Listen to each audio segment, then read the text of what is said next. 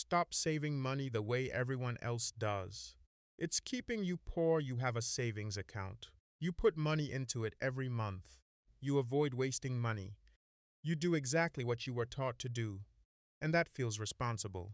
But what if the very habit that makes you feel safe is quietly making you poorer? Right now, millions of Americans are saving money every month and watching their bank balances grow. But in the real world, their wealth is shrinking. Why? Because inflation keeps eating away at what that money can buy. When your savings earn less than inflation, your purchasing power falls, even if the number in your account keeps going up. Financial experts regularly warn that cash sitting in low-interest accounts loses value over time, when inflation moves faster than savings rates. For many households, that hidden loss can add up to thousands of dollars every year. The shocking part is that the person doing everything right can end up falling behind someone who appears to be doing less. One person saves cash. The other puts their money where it can grow. 10 years later, the gap can be enormous. The Federal Reserve reports that Americans continue to hold large amounts of cash savings for emergencies and future goals. Yet many people never learn the difference between saving money and growing money. In this video, you'll learn the hidden math behind why traditional saving can destroy wealth over time.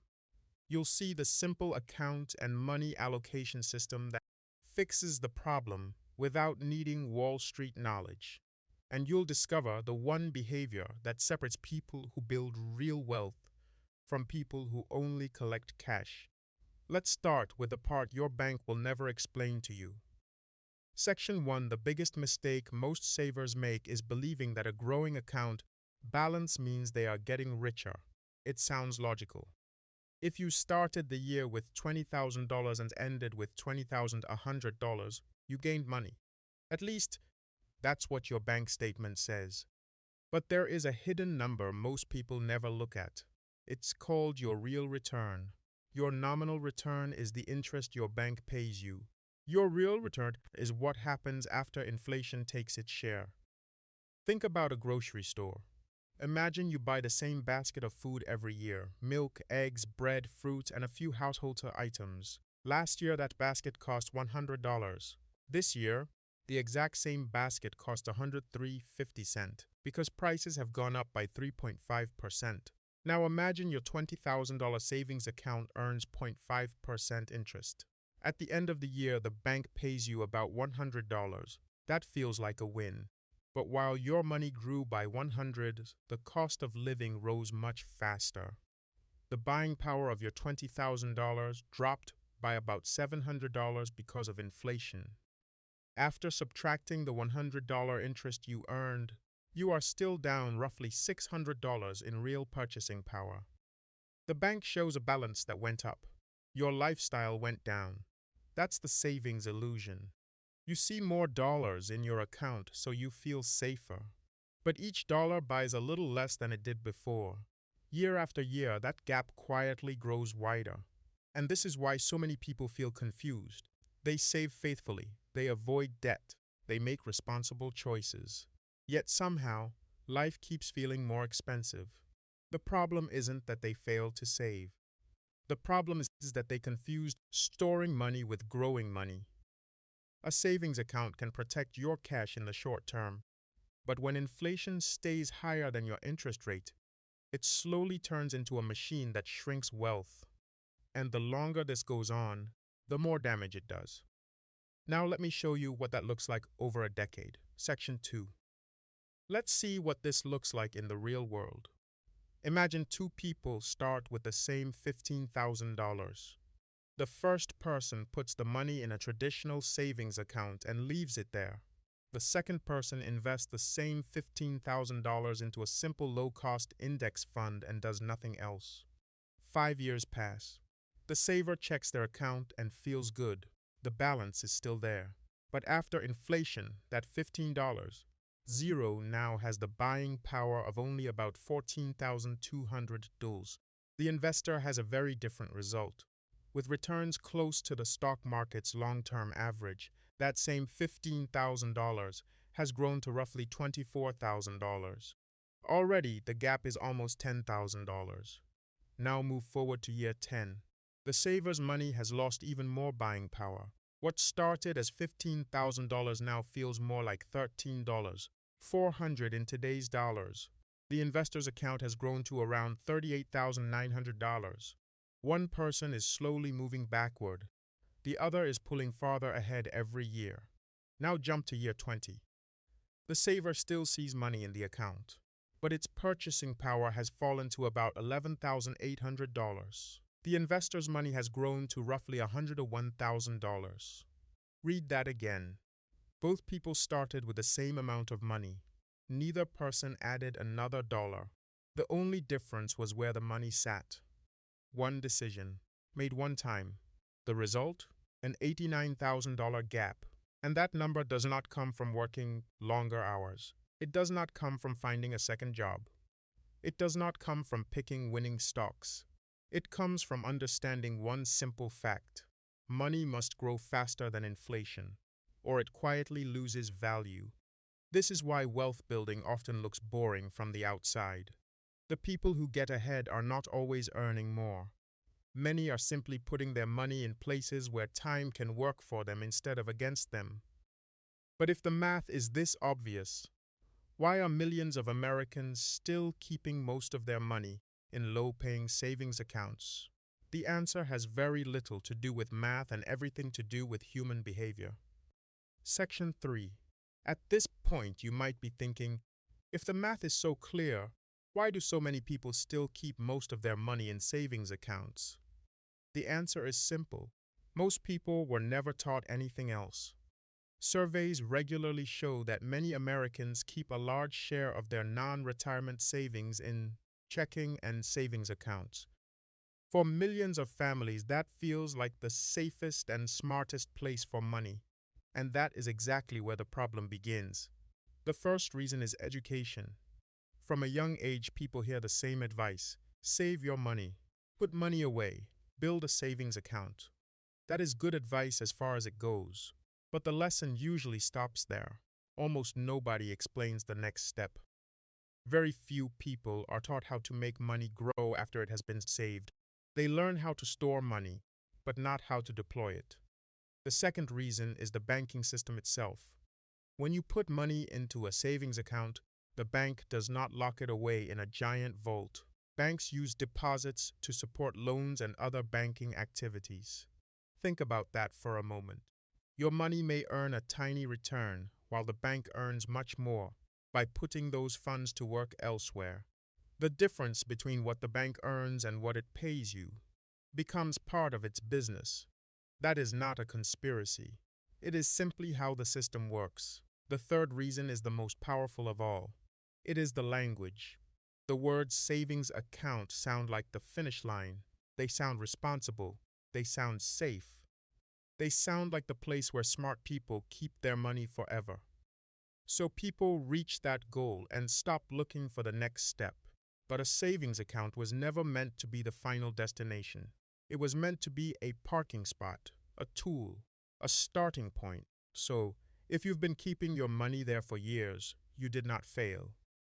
You followed the instructions you were given. The real problem is that the system teaches the first step and rarely teaches the second. And that creates a huge wealth gap. Here's exactly how to close that gap. Section 4. By now, you might wonder if this idea is just a theory. It isn't. The evidence comes from 3 different places, and all 3 point to the same answer. First, the data. For years, studies from Dalbar have shown that the average investor earns less than the market itself. The gap is often around 3% to 4% per year.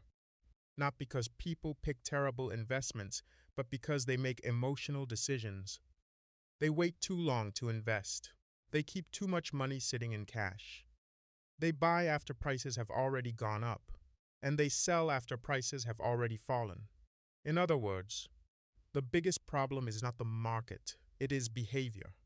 Second, look at one of the most successful investors in history. Warren Buffett has spent decades giving the same simple advice. He has repeatedly said that most Americans would be better off owning a low-cost S&P 500 index fund than trying to pick stocks themselves. In fact, Buffett has publicly stated that after his death, he wants most of the money left to his family invested in a simple low-cost index fund. Think about that. A man who built one of the largest fortunes in history chose simplicity over complexity. Now for the third layer, history. The stock market has lived through some terrible times. The Great Depression, the dot-com crash, the 2008 financial crisis, wars, recessions, political fights, and market panics.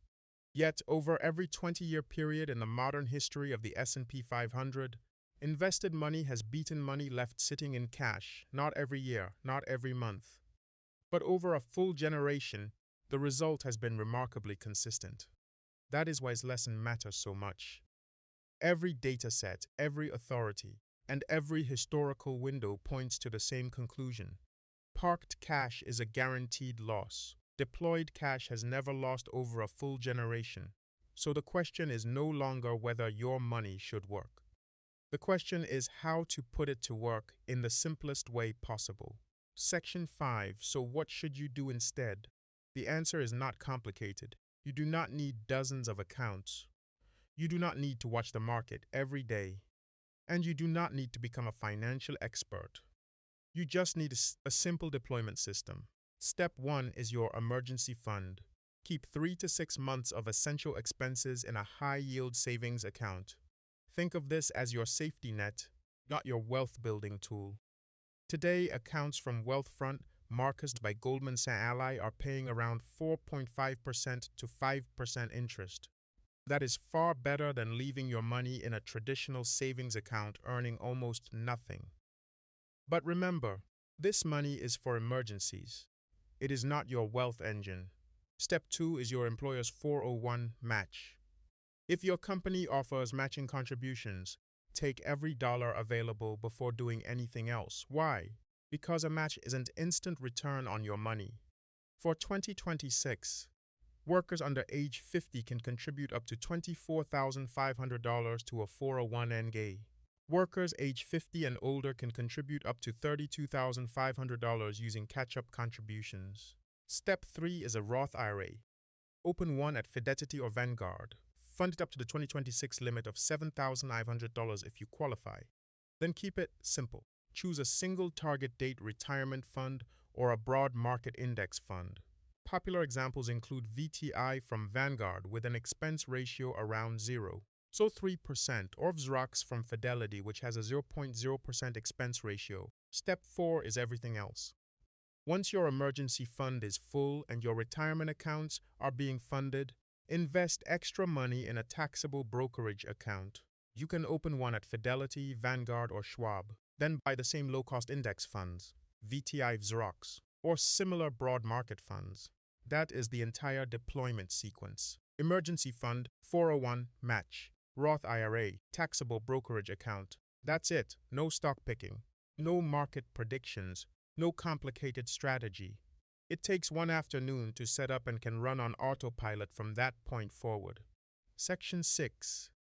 There is one final trap that stops many people from building wealth, and it usually appears right after they do everything correctly. Imagine you finally move $10,000 from your savings account into a low-cost index fund. You feel nervous, but you do it anyway. Then, 1 month later, the market drops 8%. You open the app and see your balance sitting at $9,200. Instantly, your brain starts sending warning signals. Get out. Move it back.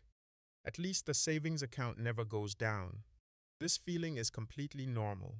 The problem is that acting on it can be very expensive.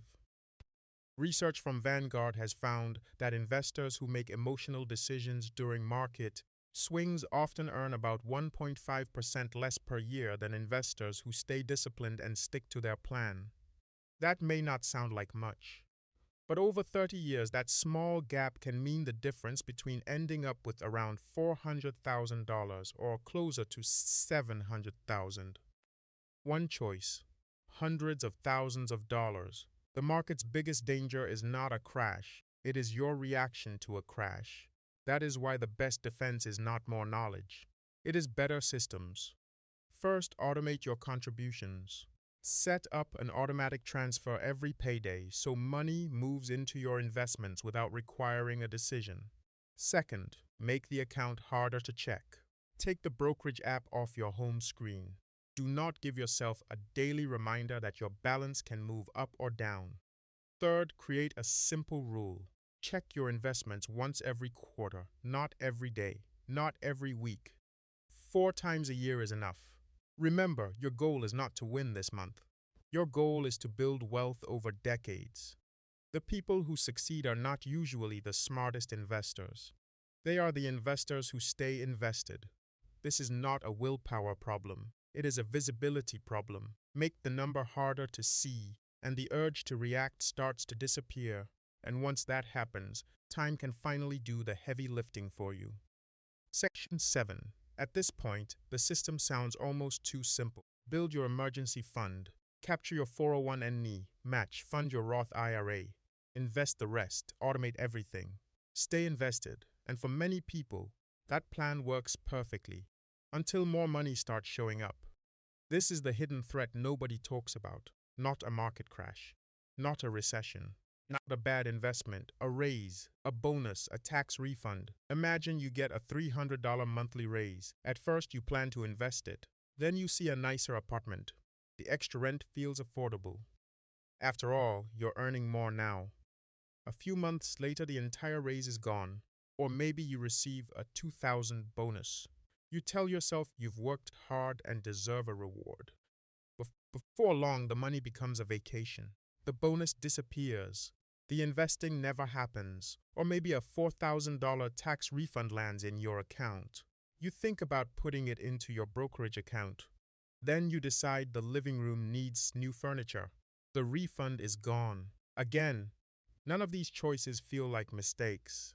That is what makes them so dangerous. Lifestyle inflation rarely feels reckless. It feels earned. It feels reasonable. It feels like a reward for making progress. But every dollar that gets absorbed into a bigger lifestyle is a dollar that never gets chance to compound. And the strange thing is that spending tends to grow at almost the same speed as income. The more people earn, the more their monthly expenses quietly expand to match. A slightly better car, a slightly larger home, a few more subscriptions, a few more dinners out. Nothing dramatic, just enough to keep wealth from building. That is why the biggest threat to your financial future is often not the market. It is the silent expansion of your spending. The solution is simple. Before a raise, bonus, or refund arrives, decide where that money will go. Give it a job before lifestyle inflation gives it one instead. And if you want to understand this trap even deeper, the next Future Rich video to watch is our breakdown of lifestyle inflation and the hidden spending habits that keep high earners from becoming wealthy. Section 8, let's go back to where we started. You have a savings account. You add money every month. You feel responsible because you are doing what you were always told to do. Save first, spend less, build a cushion. Those are good habits. But now you know something most people never learn. Responsibility is not where you put your money. Responsibility is what your money does after you put it there. A savings account has a job. It protects your emergency fund. It gives you peace of mind. It helps you handle unexpected expenses. But it was never designed to build long-term wealth. When cash sits idle year after year, inflation quietly takes a small piece of it every single day. You never see the charge. You never get a bill. But the cost is real. It is an invisible fee that slowly reduces what your money can buy. That is why saving money is only the first step. The second step is deployment. Today, you learned the full system. You learned the deployment stack that moves money from idle cash into assets that can grow. You learned the behavioral safeguard that protects you from making emotional decisions when markets fall. And you learned about the hidden threat of lifestyle inflation, the spending creep that can quietly steal your future wealth before it ever has a chance to compound. At this point, there is only one thing left to do. Set it up, not next year, not when the market feels safer, not when you know a little more this week. The entire system can be built in a single afternoon, and once it is running, time does most of the work. If you found this helpful, make sure you subscribe. Every video on this channel is built to close the gap between what you were taught about money and what actually works. Thanks for watching, and I'll see you in the next one.